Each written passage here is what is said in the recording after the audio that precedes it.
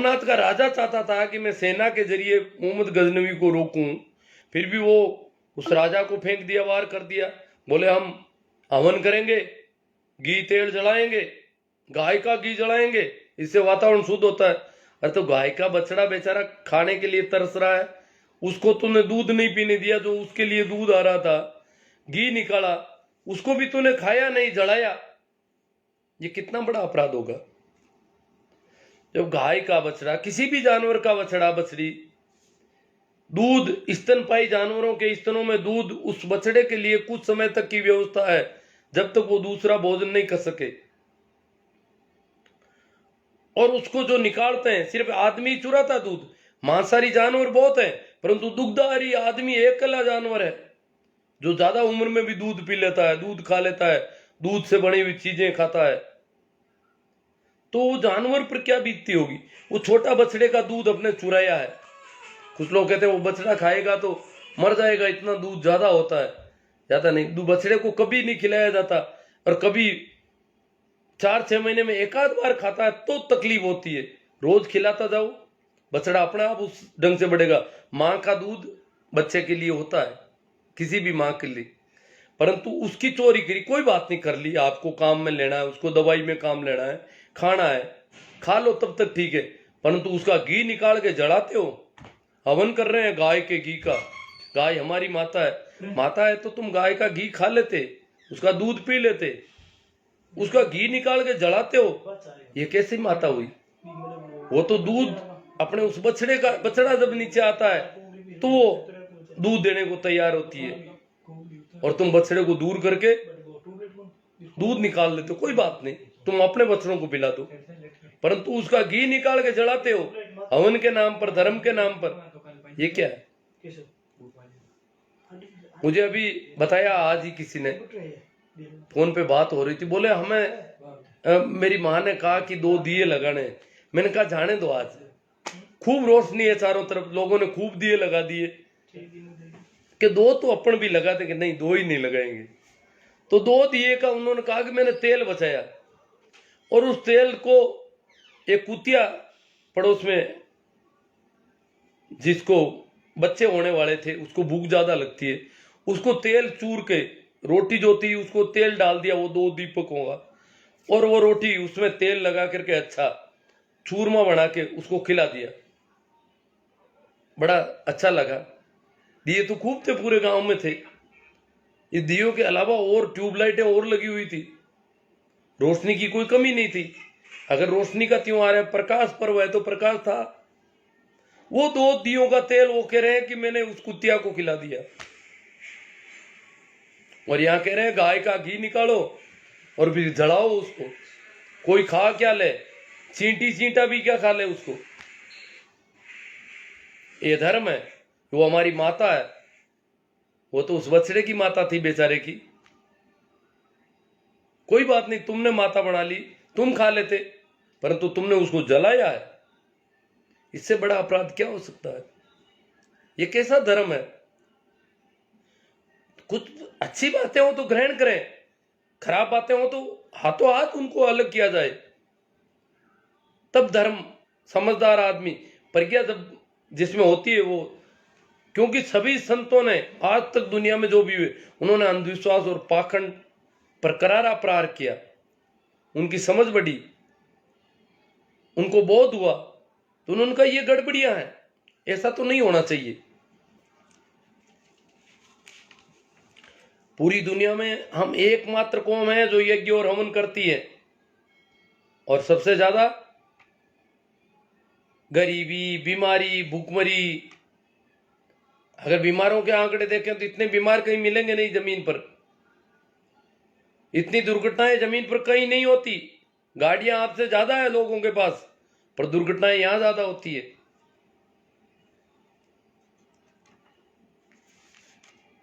अकाल ज्यादा पड़ते हैं।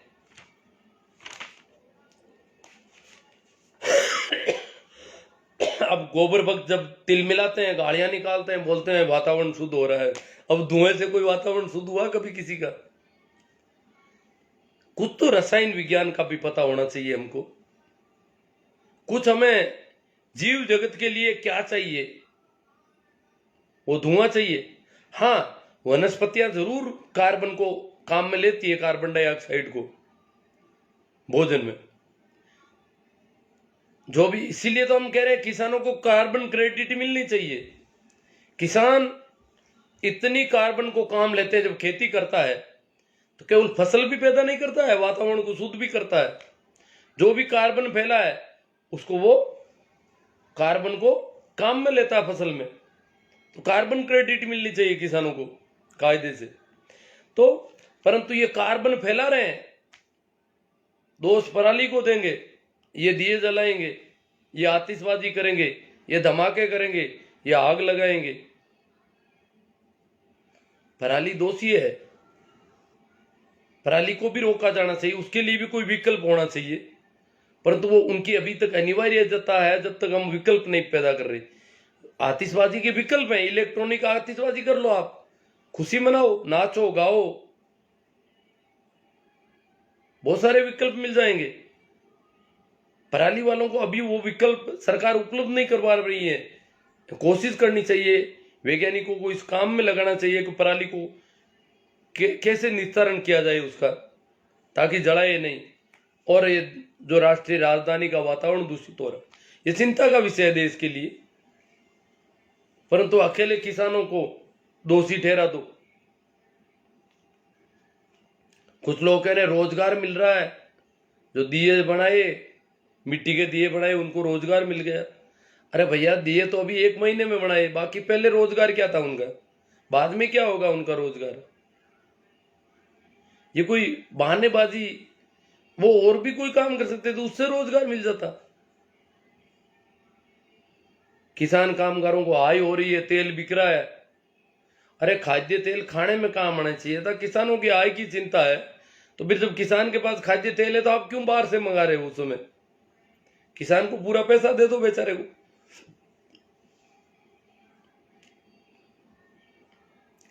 ऐसी बेवकूफी हम सोमनाथ में कर चुके।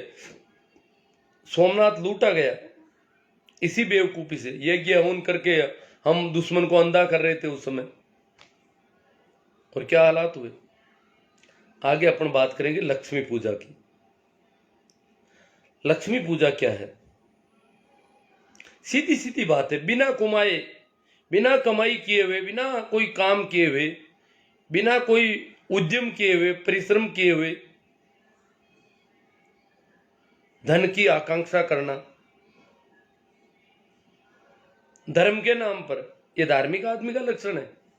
कह रहे हैं हम धर्म कर रहे हैं, तिलक लगाया, मोड़ी लगाया, सज धज के बैठे हैं, लक्ष्मी चाहिए हमको। मैंने तो कल कह दिया था कि भैया हमें लक्ष्मी नहीं चाहिए, और लक्ष्मी से निवेदन है कि उनके वहां चली जाए जो बेचारे आंखें फाड़े बैठे हैं। हमें ऐसी बिना कमाई कोई लक्ष्मी वक्ष्मी कुछ नहीं चाहिए, चली जाए वहां पे आराम से। मैंने तो सबके भले के लिए किया, कम से कम वो मेरे यहाँ आती तो किसी एक आदमी का नुकसान हो जाता, ताकि वो सीधी उनके वहां चली जाए।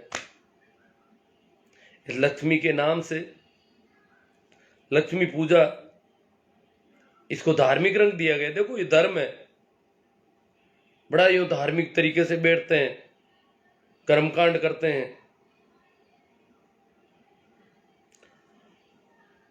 यहां भारत अकेला देश है जहां लक्ष्मी पूजा होती है, धन की पूजा होती है, रुपये पैसों की पूजा होती है। मैं तो कई बार देखता हूं, कागज का नोट देते हैं, लोग उससे सलाम करते हैं।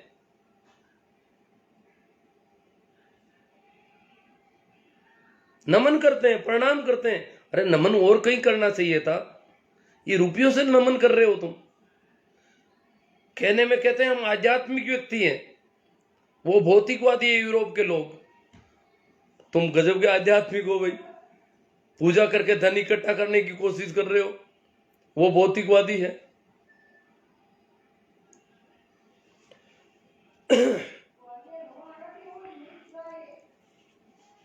लक्ष्मी पूजा करना मेरी दृष्टि में भ्रष्ट आचरण है, भ्रष्टाचार है।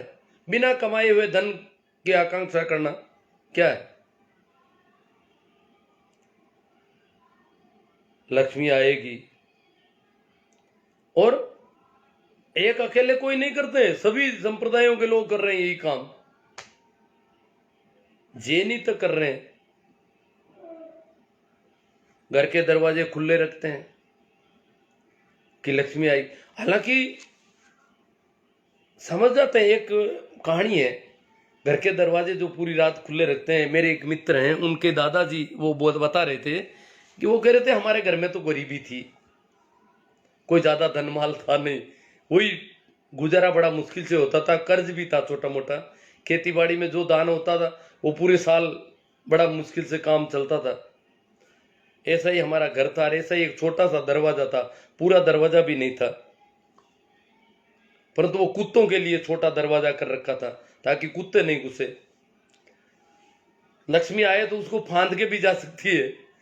तो वो कह रहे हैं कि हमारे दादा ने कहा कि भाई हमने दरवाजे खूब खुले रखे, इतनी उम्र बीती है, आदमी को उम्र बीतती है तो कुछ अनुभव भी आना चाहिए, यहां आता ही नहीं, अनुभव नाम की कोई चीज नहीं है। वो बुजुर्ग थे, कई बार दरवाजे खुले रखे होंगे परंतु कभी कोई नहीं आई, आंखें भी फाड़ी। दूसरे दिन देखा कहीं लक्ष्मी आ गई हो कोने कचोरे में, कहीं अलमारी में, अलमारी तो कहां थी, कोई छोटी मोटी थैली वेली में कहीं धन डाल के चली गई हो, सोने की मोहरें छमछम करती हुई लक्ष्मी आई हो घर में, परंतु कोई नहीं आया, कुछ नहीं। वो का वो गरीबी, वो की वो स्थिति। तो उन्होंने कहा कि भाई आपने आटा खुला रखने की जरूरत कौन है, दरवाजे खुले रखने की कोई जरूरत नहीं है, ये लक्ष्मी अपने यहां आने वाली नहीं है। और दरवाजे खुले रखोगे, ये जो लापसी बनाई हुई है शाम को दिवाली की, ये कुत्ते खा जाएंगे, ये और गंवा देंगे अपना। क्यों भैया हमने दरवाजा आटा पति खोला रह गया, लीज में बीज में आवेली को नहीं, अरे अल्लाह भी गुत्ता खाजी, उल्टा नुकसान हो जाएगा। मतलब ये अनुभव एक देखो, बूढ़े बुजुर्ग, अब मैं तो पढ़े लिखों को देखता हूं तो तरस आता है, दया आती है। मेरे एक मित्र है, वो कहते थे कि हमारे दादाजी लोगों से झगड़ पड़ते थे ऐसी बेवकूफी भरी अंधविश्वास की बातों पर। वो कहते थे कौन सा भगवान, कौन सा चमत्कार, ये चमत्कार मैं बताता हूं आपको। वो कहते मैं चमत्कार बताऊं, इधर आओ, क्या चमत्कार बता। उनके गांव में वो बड़ा थोड़ा कस्बा था, नल आ गया था आज से 50 साल पहले भी। तो वो नल आया तो वो कह रहे देखो मैं नल खोलता हूं तो पानी आता है, इससे ज्यादा चमत्कार क्या होगा। उस समय बिजली तो नहीं थी पर नल आ गया था वहां बिजली। तो वो कह रहे हैं कि नल खोलता हूं तो पानी आ जाता है, ये चमत्कार कम है क्या। आज तो अगर मोबाइल, चमत्कार हजार तरह के चमत्कार हैं, उनको कोई हाथ ही नहीं जोड़ता बेचारों को, चमत्कारों को। आप और मैं कितने दूर बैठे हुए एक दूसरे से बात कर रहे हैं, कोई छोटा चमत्कार है। परंतु कभी इसने तो मोबाइल से हाथ जोड़ते हैं, ने मोबाइल के टावर से हाथ जोड़ रहे हैं। कायदे से तो मोबाइल का जो टावर है या जो कंपनी है उसके चारों ओर परिक्रमाएं करनी चाहिए। अगर इतना ऐसा चमत्कार हो रहा है, या जिन्होंने आविष्कार किया, और यहाँ छोटी छोटी दिए जलाओगे वातावरण शुद्ध हो जाएगा, इतनी बेहूदी भरी बातें, चमत्कार बता रहे हैं उनको सबको। अभी चिड़ेंगे, गोबर भक्त आएंगे, यहाँ पे गालियां निकालनी शुरू कर दी होगी शायद उन्होंने। अब अपन बात करते हैं होली और दीपावली पर जो राम राम हो रहे हैं उस पे। ये क्या है, ये कौन सा राम है। दिवाली को तो चलो कहते हैं कि रामचंद्र घर आए थे, होली पे कौन सा राम है। वहां तो कोई राम से संबंध ही नहीं बता, वहां तो कहानियां और दूसरी कही जा रही है, ये सब कहानियां गढ़ी गई है, फिर भी राम राम कर रहे हैं। ये राम राम क्या है, ये राम का नाम क्या है, क्या ये रामचंद्र का नाम है, दशरथ के बेटे का। इस पे थोड़ी बात होनी चाहिए। जो हम राम राम कर रहे हैं होली दिवाली का, ये राम राम रामचंद्र से रिलेटेड है या कोई और मामला है। क्योंकि रामचंद्र अगर दशरथ ने अपने बेटे का नाम दिया है तो जरूर राम का नाम उससे भी पुराना है, तभी तो रामचंद्र नाम दिया, नहीं तो वो रामचंद्र नाम क्यों देते। नाम प्रचलन में पहले से कोई जब नाम आता है तो लोग नाम दिलाते हैं। जैसे अभी कोरोना नाम दिला दिया कईयों ने, बच्चों का नाम कोरोना, पहले तो कभी नहीं दिलाया। यहां तक कि क्वारंटाइन नाम भी दिए। मैंने कहा भाई आइंस्टाइन है, क्वारंटाइन है, क्वारंटाइन भी नाम दिला दिया लोगों ने बच्चों का। ये नाम जब प्रचलन में आते हैं तो नाम होता है। इसका मतलब राम का नाम रामचंद्र के जन्म से पहले भी था। कहानी तो ये कहते हैं कि जो रामायण है वो रामचंद्र के जन्म से पहले लिखी गई थी। लिखी किसने? वाल्मीकि ने। इसका बाद में ये नाम वाल्मीकि संस्कृत के हिसाब बाल्या भील नाम था। कहानी ये कहती है कि बाल्या भील डाकू था, डाके डालता, लोगों को लूट लेता था, लूटपाट का ही धंधा था उसका। कोई साधु वाधु नहीं था, परंतु सीधा सा है, जब जरूरत है तो लूट लो, कमाने की मेहनत करो। खोप उसका हो गया था तो दिक्कत क्या है? ये ठीक है, कमा तो लोग रहे हैं। ये भी एक सीधापन है कि कमाया सीधा लूट लो बस। ये उसको ठीक लगता, कमा लिया किसी ने, लूट लो। ये उसका सीधापन था थोड़ा। तो वो ऐसा लूटपाट का धंधा करता था। कहते हैं कि एक दिन वो जंगल में था, हालांकि वो जिधर होता लोग रास्ते बदल देते थे। बहुत बड़ा खोप था उसका। बाल्या भील का नाम सुनते ही लोगों की छाती बैठ जाती थी। जब पता होता तो गांव मोहल्ले में लोग ध्यान रखते हैं कि इस रास्ते पे कोई नहीं जाए, इधर वो गया है, वो लूटेगा। परंतु कहते हैं नारद को भी रोका गया, परंतु नारद वहां पहुंच गए।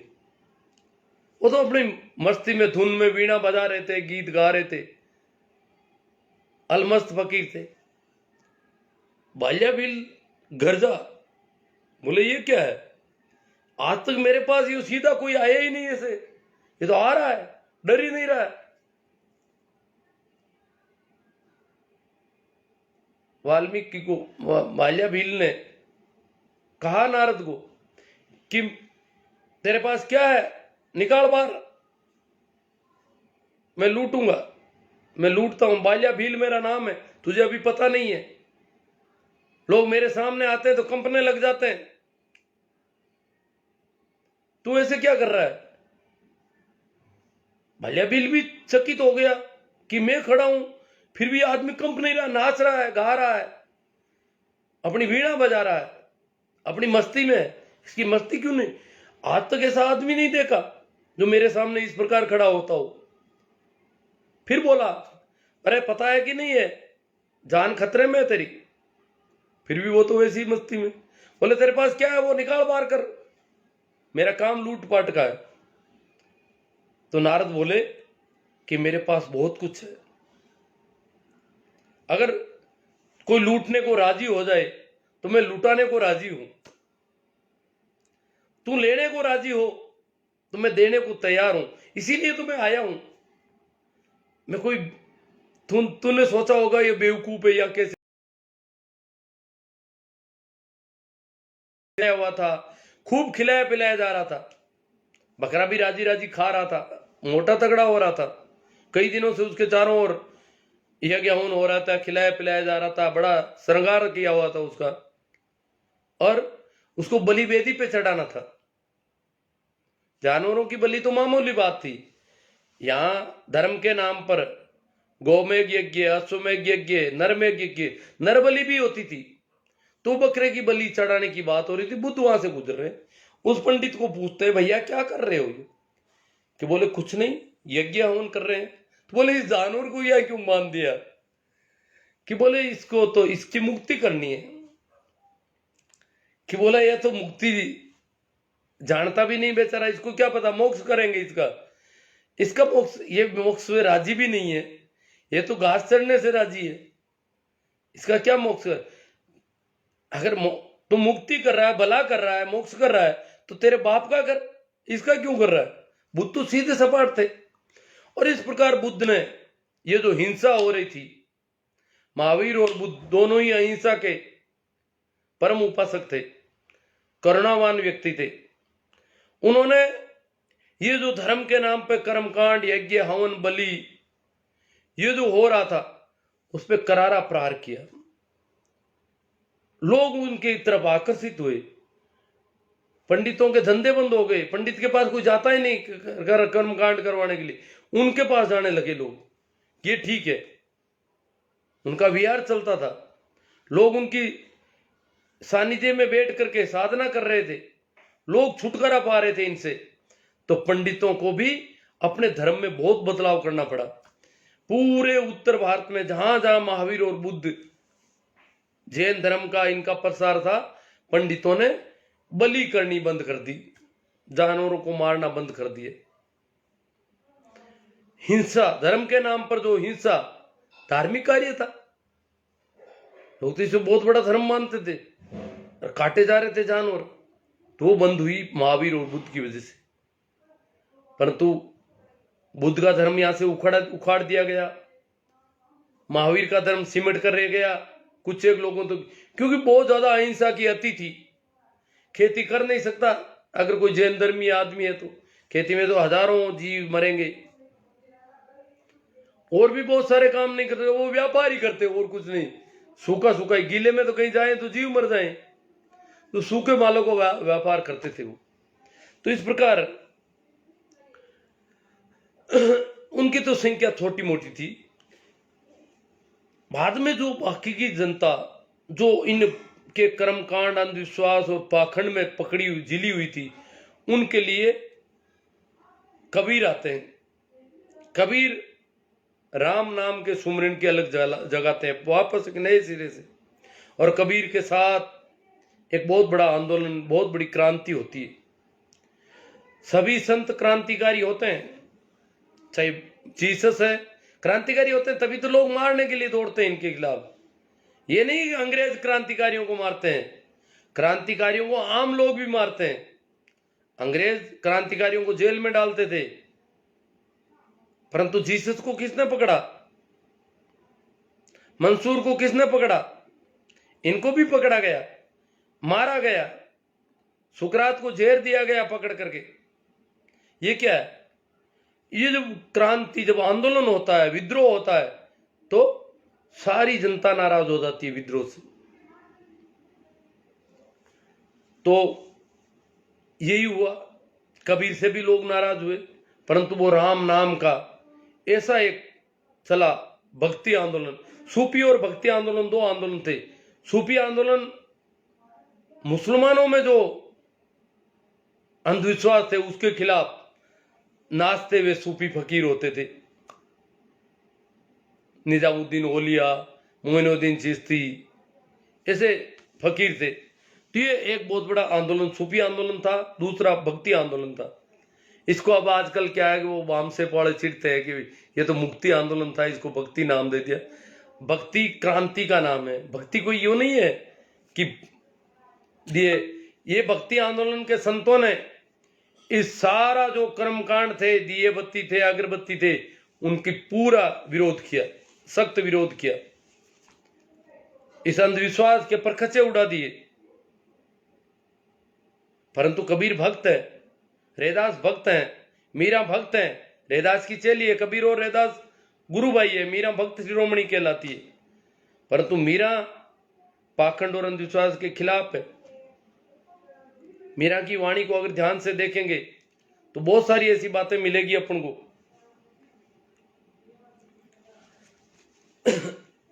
तो ये राम नाम वहां से शुरू होता है, और उन लोगों ने जो पाखंड और अंधविश्वास के खिलाफ थे, जो कर्म कांडों में, जिनके पास कर्म कांड करने का कोई समय ही नहीं था, जो मेहनत का स्वर्ग थे, जो ब्राह्मणों के चुंगल से निकलना था, वो तो धोखाधड़ी थी। कभी कहते ये दे दे, तेरी गाय दे दे, तेरे ये फायदा हो जाएगा, तेरे बाप को दूध मिलेगा, तेरा जो बाप मरा है ना वो मर रहा है, दूध नहीं मिल रहा है उसको, तू गाय मुझे दे दे तो तेरे बाप को दूध मिल जाएगा। बाप के लिए इतना तो कर। जबकि किसी पशुपालक के पास ये जाकर के गाय मांगते, गाय क्या थी? गाय उस समय मुद्रा थी। गाय बहुत कीमती चीज थी। इस देश में बहुत लंबे समय तक गाय मुद्रा के रूप में मानी गई, विनिमय का साधन था। किसी भी राजा की ताकत इस बात से मानी जाती थी कि उसके पास गोधन कितना है, गायें कितनी है। और ये पंडित जाकर के बेचारे भोले भाले पशुपालकों से, किसानों से गाय मांग लेते। बोले तू तो गाय का दूध पी रहा है, तेरे बच्चों को पिला रहा, तेरा बाप मर रहा है, शर्म नहीं आती तुझे? गाय पसंद आ गई महाराज को। बोले क्या करें? तो मुझे दे गाय, तेरे बाप को दूध मिलेगा, मुझे गाय, मैं पीऊंगा, मैं दूध ले जाऊंगा इसको और तेरे बाप को इस गाय का दूध मिल जाएगा। इस प्रकार की बहुत सारी धोखाधड़ियां, जो कर्मकांड, पाखंड, कभी कहते ये चढ़ावा कर दे, कभी कहते ये कर दे, कभी कहते ये कर दे। इससे निजात पाने के लिए लोग महावीर, कबीर, दादू, दरिया, मलूक, पलटू, रैदास, रजब, रामदास, नानक, इनके साथ जुड़ गए। बोले ये बात सही कहते हैं। उन्होंने इनको अंधविश्वास और पाखंड के परखचे उड़ाए, सबको एक एक करके लिया नंबर पे। कबीर ने तो मुसलमानों को भी नंबर में लिया पूरा। कहां कर पातर जोरी के मस्जिद लई चुनाई, अरे ताचड़ी मुल्ला बांग दे, क्या बेरा हुआ खुदाई। तो इस प्रकार ये जो आंदोलन था उससे दीक्षित कौन हुए? मेहनत का स्वर्ग। उन्होंने राम का नाम लेना शुरू कर दिया। संतों ने कहा भाई राम राम की माला चलनी चाहिए, राम राम राम राम राम राम राम राम राम। डूब जाओ इसमें, आनंद में, आनंद को उपलब्ध हो जाओगे, मस्ती में उपलब्ध हो जाओगे। इन बेवकूफों के क्यों चक्कर काटते हो? ये तुम्हें धोखा कर रहे हैं, ठग रहे हैं, धोखाधड़ी कर रहे हैं। मृत्यु बोधरी इन पर भी बोले कबीर, तो लोग उनसे निकल गए। अब उनकी दिक्कत हो गई, करें क्या? लोग तो जाके पूछे भाई ये क्या, मैं जानू मेरा राम जाने, मैं तो राम राम करा। तो इस प्रकार राम राम करने का रिवाज हमारे घरों में आज भी बूढ़े बुजुर्ग बैठ के राम राम माला फेरते हैं।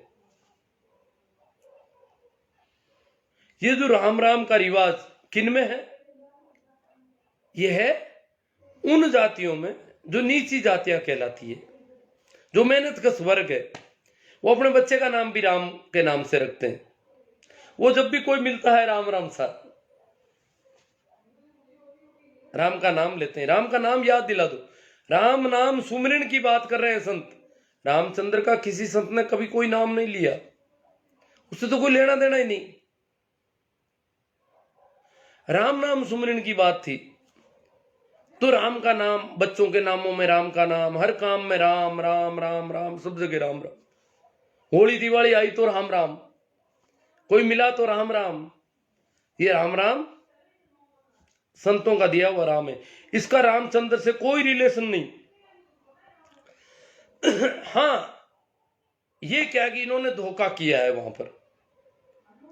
उन्हीं दिनों एक किताब संस्कृत की जो वाल्मीकि रामायण थी, उसको बेस मान